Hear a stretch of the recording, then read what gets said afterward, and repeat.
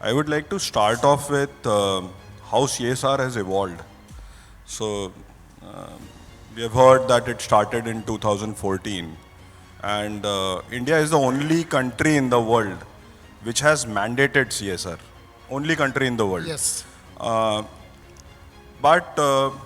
what is the germ? What is the germination of CSR? I think it all starts with prehistoric times, right?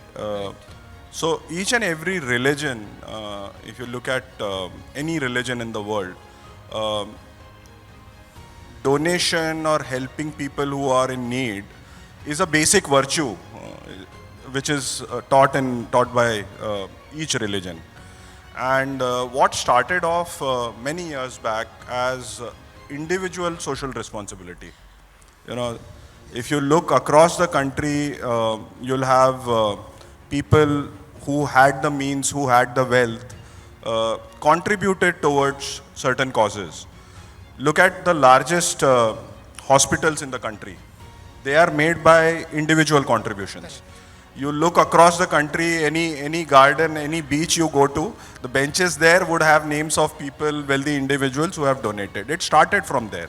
And like my co-panelist rightly said that, Tatas, Birlas, these are the industries which in a way started doing CSR even before it became a mandate, right?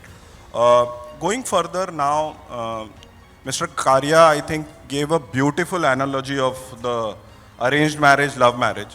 But how CSR has evolved since 2014 till date is very important for us to understand. When it started off, people thought that this is just contributing towards social causes. So in the initial years, if you see, there was a lot of investment which was made in things which were easy to do, the low-hanging fruits, right? School ki building bana di, kuch hospital mein donation de diya, right?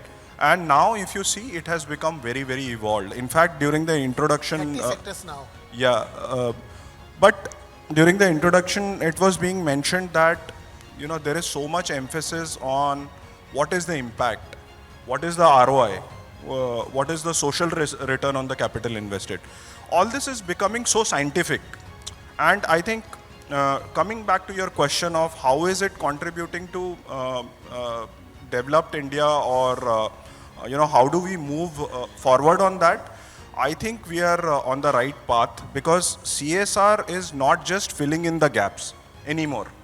I think CSR is being done in a very strategic manner where each and every corporate, I know of the large ones because I work with them and I've worked for them and I know how it is.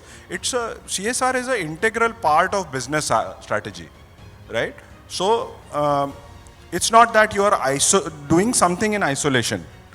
And when you have this integrated with your business strategy, it is going to be measured. It is going to, every rupee will count. And when I say that every rupee will count, that means impact is going to be measured. And if we are going in that direction, I think we will be able to very positively look at many things coming out of the CSR investments that are happening across the country. Just to give you an example, there are many CSR programs done by corporate partnerships or corporate NGO partnerships or even corporate government partnerships, which are in a way shaping policy today, right? So a corporate can put in a grant of say 10 crores, 20 crores, 100 crores. They will not go beyond that in a CSR investment. But that 100 crore can create a very strong and impactful pilot that can be adopted by the government. And there are many such instances that we see today. And I think that is the path that CSR investments are taking.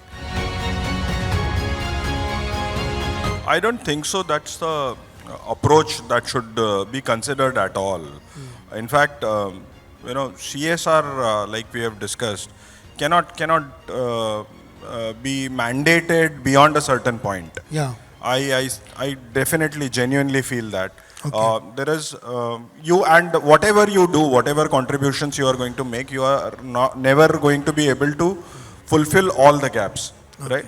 There are a huge number of gaps. There is a very large investment required, and it is the work, or by nature, the government should be looking at it, right? So whatever 2% is there, I think we are on the right path and utilizing those funds in the correct manner.